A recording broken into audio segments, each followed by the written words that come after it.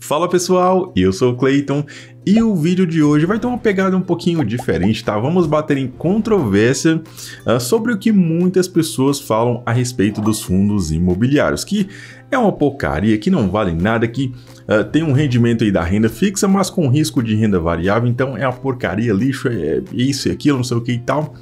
Pois é, tá? Hoje eu quero apresentar para vocês uma pessoa que investe 100% do patrimônio dele apenas em fundos imobiliários. Detalhe, um milionário, tá bom? O cara é podre de rico, o cara é estudado, o cara é inteligente pra cacete aí, tá bom? E é isso aí, tá? Eu considero que ele é o Luiz Bassi aí, só que dos fundos imobiliários, tá bom? O Bassi, você já conhece, né? Aquele velhinho safado.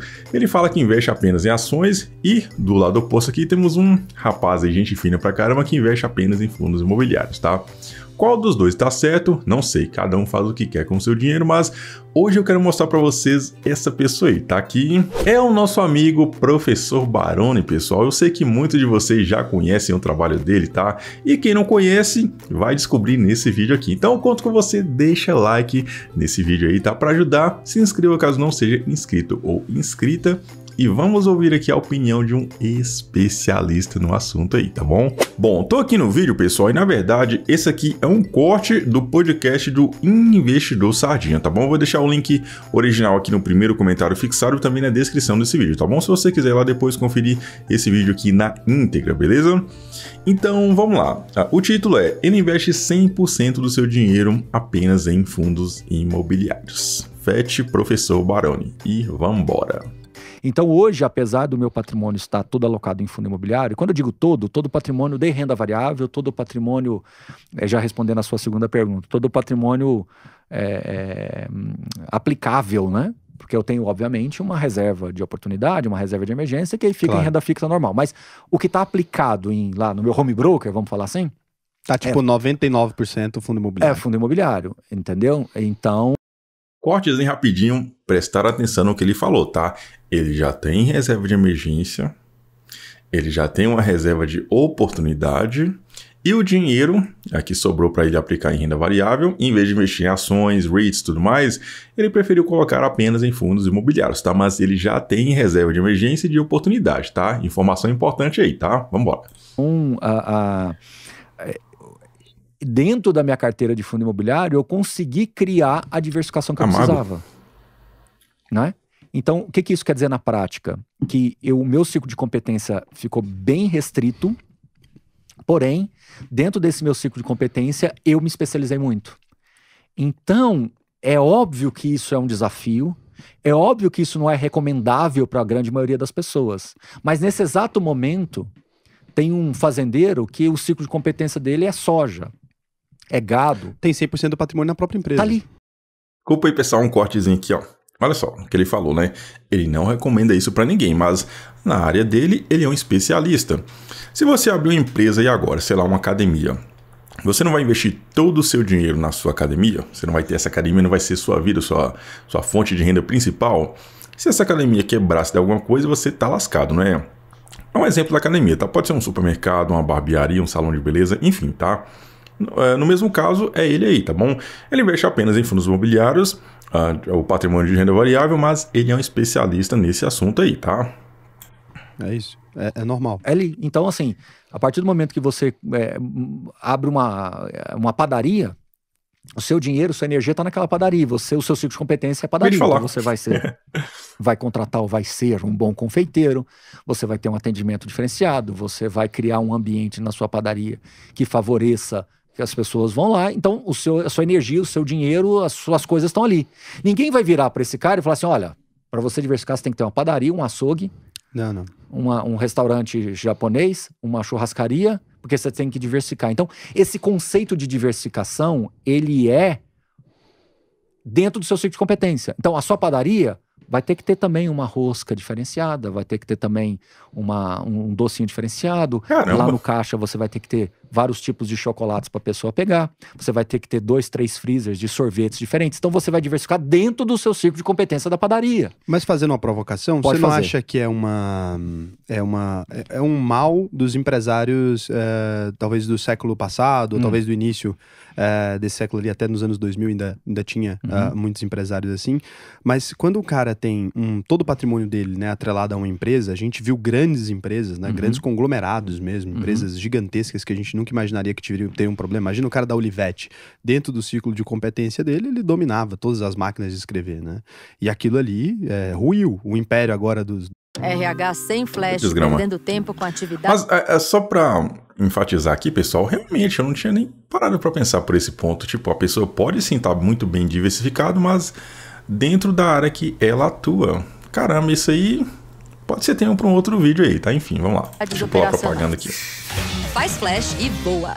Se você finalmente vai viajar que eu deixei a panela no fogo ali, o arroz tá no fogo, pessoal. Arroz não, o frango. Num hotel... Dos jornais, né? Ele tá ruindo dos jornais impressos. Se aquele cara tivesse ficado só dentro daquela competência, sem realmente uma diversificação, onde ele vai pro outro lado um pouquinho, talvez se tivesse aberto um pouco, né, da comunicação, vou pro lado de cá, um pouquinho de TV, um pouquinho de rádio, talvez, um pouquinho de internet, ele teria conseguido se sustentar, ou talvez a Blockbuster, né? Pô, se eu abro mão um pouquinho de DVD e vou talvez pra um lado um pouquinho fora disso, talvez eu tivesse sobrevivido. O que eu imagino, né? E eu como empresário eu faço isso, e aí é um ponto também, talvez, da minha personalidade, é por isso que eu tô fazendo a provocação. Eu tenho 8 empresas, eu tenho sex shop, eu tenho como empresa, empresa direta, né? Tenho sex shop, eu tenho empresa de cosmético. Eu não sabia que o Raul tinha uma sex shop, não. Rapaz, olha você. Da onde a gente menos espera, hein? Eita. Eu tenho empresa de finanças, eu tô tentando agora abrir uma plataforma de investimentos que eu quero que se torne uma corretora. Então, eu tenho essa diversificação realmente como uma visão de... eu sou muito mais de...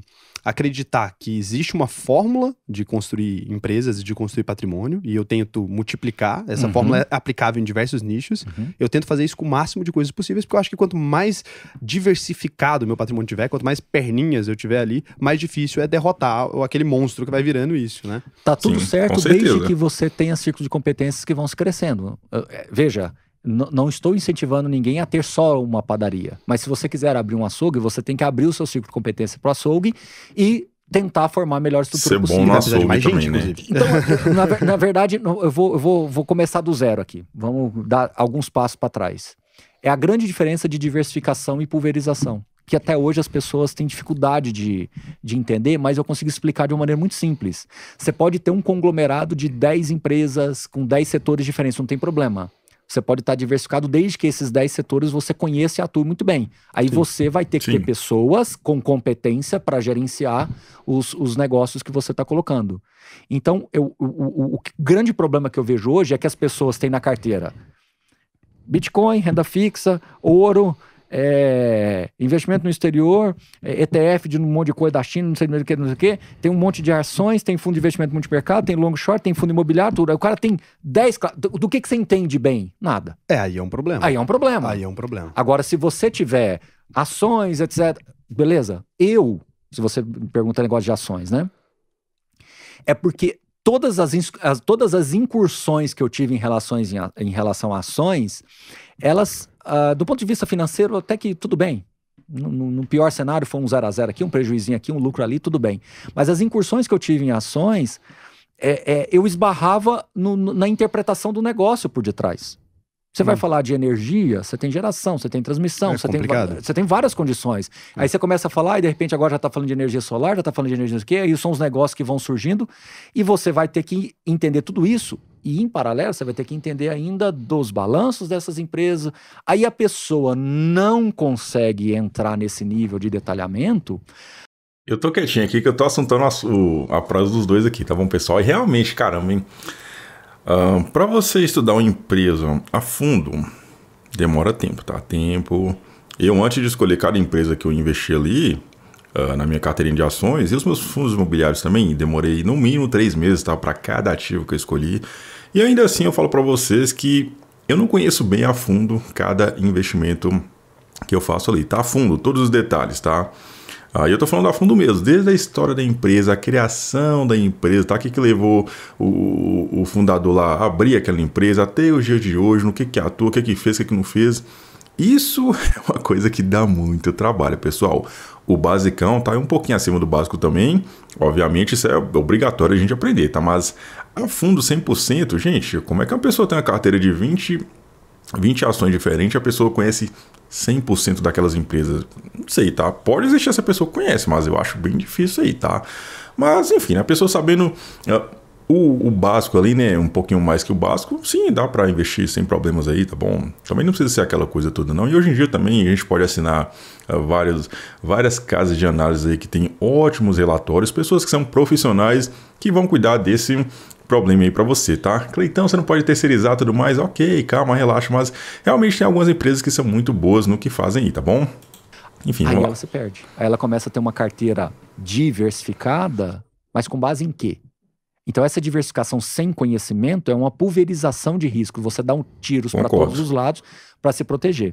Então vamos voltar para suas empresas, que você tem 8 empresas. Mas existe, por exemplo, nesse sentido, né, quando eu olho para as ações e para os fundos imobiliários também, eu olho também para uma terceirização de um conhecimento também. Porque assim, imagina, eu acabei de falar aqui, ó, a pessoa que assina a casa de análise, o que o Raul tocou, terceirização.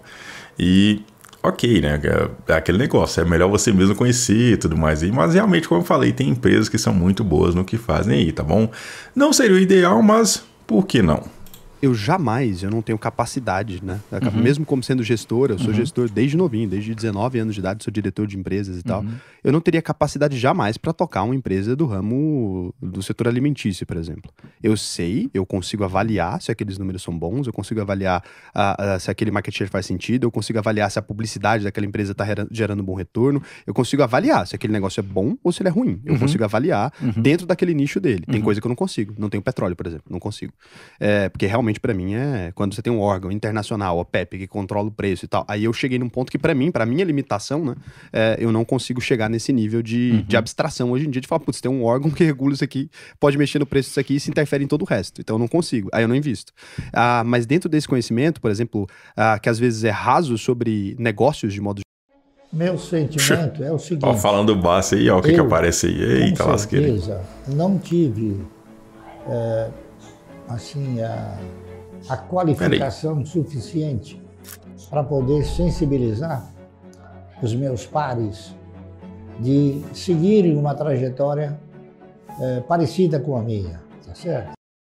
Olha só isso aqui, apenas 1% dos aposentados se sustenta, caramba, 47% dos aposentados que trabalham precisam aumentar. Nossa senhora, gente, olha só isso aqui, caramba, e no meio do vídeo, olha a desgrama que aparece aqui, ó. Quase metade dos aposentados não consegue se sustentar. Nossa senhora, hein? Caramba, hein? Realmente, se você tá pensando em se aposentar, tá aqui, tá? No meio do vídeo aí, ó. Isso aqui é um sinal, tá bom? Pois é. Eu vou pular. Geral, até porque eu toco minhas empresas e tal, em diferentes nichos. Eu consigo terceirizar ali. Eu sei quem é um bom gestor com base naqueles números apresentados. Eu sei quem é um bom gestor, por exemplo. Eu sei que a empresa é boa, né? Historicamente boa. Você olha lá, 50 anos sendo boa ali. Você consegue investir nessa empresa e terceirizar aquela decisão para um gestor que é melhor que você. Eu não tenho dúvida que eu, numa sala com o Jorge Paulo Lema, frente a frente aqui, eu sou um menino. Ele vai olhar para mim e falar, porra, você é analfabeto, né? Ele deve olhar e pensar que eu sou louco. E aí é esse o ponto. Então, você consegue fazer essa terceirização de modo que você diversifica e alugando um cérebro, né? Você está alugando no cérebro, da mesma forma que o fundo imobiliário também, acho que tem uma situação similar, né? Não só de ter o capital, né? Porque não é só o capital que forma um bom fundo imobiliário, mas ter também essa gestão. Você chegou num ponto importante. Inclusive o Thiago fala um pouco sobre isso, né? Eu vou falar o que o Thiago fala e depois eu vou falar o que eu falo sobre isso. O Thiago fala exatamente isso. Quando você investe numa ação, você está dando para esse gestor a capacidade dele tomar as decisões para você. Quando você investe num fundo imobiliário, como ele distribui 95% do resultado, ele está jogando de volta para você a decisão da escolha do capital. A cada mês. A cada mês. Então, isso muda um pouco o jogo. E, historicamente, os fundos imobiliários, eles performam muito bem justamente por esse fluxo de caixa livre. Então, não quero citar para não parecer que a gente está forçosamente aqui comparando. Mas se você pega, por exemplo, um conjunto de fundos de shoppings e um conjunto de empresas de shopping, os fundos de shoppings entregaram mais resultado. Sim. Se você pega um conjunto de fundos de properties e empresas de properties, os fundos entregaram melhores resultados. No conjunto, sim. No conjunto, sim. Aí quando fala, eu tenho até um vídeo comparando fundos imobiliários versus ações, né? E aí no Brasil a gente tem um histórico curto ali para fazer análise. Então eu fui para os rates e peguei rates versus S&P 500 lá e joguei aqui também Ibovespa versus fundos imobiliários, tem até umas pesquisas da Economática e tal, que você consegue tirar ali alguma coisa, e realmente os fundos imobiliários e os rates performam melhor. Agora aqui vem um ponto, eles performam melhor na média. Então, a média, né? Se você pega a média, individual, não. E aí, quando tem boas ações, ela arrebenta. Então, quando você tem boas ações, ela arrebenta e destoa completamente, mas também quando você pega um péssimo negócio, você tá horrível. É por isso que a média, né? Você tem ali, na média, se você for falar assim, olha... A dispersão é menor. Então, quando você olha para real estate, a dispersão é menor. Você vai ter coisas que vão performar um pouco melhor do que a média e um pouco abaixo da média. Agora, quando você pega ações, você vai ter coisas muito acima da média e muito abaixo da média. Tem ações que sobem então, 200% em um ano. Porque imóvel, né? Se você pega um imóvel, não pode performar tão abaixo da média assim. Exatamente isso. E agora eu vou falar uma coisa que eu falo, tá? Tudo na vida são escolhas. Eu poderia ser o padeiro, e ao ser o padeiro, eu vou fazer aquela padaria, vou me tornar uma referência ali na vizinhança, de repente as pessoas vão gostar muito do que eu faço, eu vou abrir uma filialzinha dentro de um shopping, aí de repente eu tô franqueando isso daí e eu tô abrindo o Brasil inteiro, eu vou ser uma referência em padaria. Né? Em padarias, e vou ter algumas marcas minhas aí andando o Brasil afora, e de repente vem um supermercado grande e compra a minha marca e começa a distribuir dentro do supermercado, enfim, fiz um baita negócio. Seria o maior padeiro da história. Ou eu posso ser um padeiro que eu mal dou conta e vou pegar dinheiro no rotativo de um bancão para pagar minha folha de pagamento. Dá para acontecer. Seja o melhor no que você faz. Eu, Baroni, optei por ser dono da esquina locada para esse padeiro. Porque se o padeiro não der certo, eu vou colocar ali uma farmácia, eu vou colocar ali uma borracharia, vou colocar ali uma papelaria, e seja lá o que for, e aquela esquina é uma esquina irreplicável. Aquela esquina. É a melhor esquina. É a melhor esquina. Tá, então é isso aí. Tipo assim, na vida você tem as empresas, né? E tem os imóveis que as empresas alugam esses imóveis. Então você é dono de um imóvel ali, né? Fundo imobiliário. Você é dono daquele imóvel, alugou para uma empresa. Se aquela empresa performar bem, quem investe na empresa também vai performar, show de bola. Mas se aquela empresa não tiver uma performance muito boa, ela vai sair daquele imóvel e outra empresa vai chegar e locar aquele imóvel. Então, quem tem fundos imobiliários aí, né, principalmente de tijolo, sempre vai sair ganhando aí, tá bom? Olhando por esse lado, caramba. E é isso aí, galera. Como vocês viram, né, o professor Baroni, o expert aí dos fundos imobiliários, tá? Ele vem e fala mesmo na raça aí, tá bom? É fundo imobiliário e ponto final, sem papa na língua. E esses são os motivos dele aí, tá bom? Dentro do campo de fundos imobiliários, ele domina, ele é expert, especialista, então para ele tá tudo bem. Agora, inclusive, ele mesmo ressalta ali, tá aqui, ele tá muito bem diversificado, ainda que ele possua só uma classe de ativos, né, que são os fundos imobiliários, mas ele está muito bem diversificado. Com certeza, né? Tem fundo de shopping, de galpão, de híbrido, tem tanto fundo imobiliário. E tá aqui realmente ele fica ali bem diversificado, tá bom? Mas ele também deixa claro que não recomenda ninguém fazer isso, tá bom? O cara sabe o que tá fazendo. Quando a pessoa sabe o que tá fazendo, é uma coisa. Quem não sabe o que tá fazendo, é melhor dar uma diversificada em outros setores aí, tá? Expandir um pouquinho mais a mente aí, tá bom? Pois é, cada um sabe o que é melhor pro seu dinheirinho aí, tá bom? Pra ele dar super certo, espero que continue dando aí, tá? E pra gente aqui, meros mortais, a história é outra. Eu prefiro não fazer isso, tá? Deixar 100% em fundos imobiliários. Na verdade, eu prefiro ações, tá? Sim, apesar de hoje a minha carteira ser majoritariamente composta de fundos imobiliários, mas pode esperar que até 2025 vocês vão ver que fundos imobiliários vão representar ali mais ou menos 20% da minha carteira, estourando aí talvez 25%, tá? Mas ações com certeza vão ficar ali com 50% da minha carteirinha aí de longo prazo, tá? Sim, ações são o tipo de investimento que eu mais gosto aí, tá bom? Enfim, galera, vou encerrar por aqui para esse vídeo não ficar grande. Só queria trazer esse vídeo para vocês, tá? Para as pessoas que têm medo de fundos imobiliários, que falam que é uma porcaria, que não presta e tal. Tá aí, tá bom? Um cara super inteligente, o cara profissional na área que atua, investe 100% em FIIs, tá bom? Então, é isso aí. Fiquem com Deus, valeu, falou e fui! I know you told your friend you're not okay, and tell me what's wrong and why you never said you felt that way. And guess you're trying to stay strong and fake a smile until I look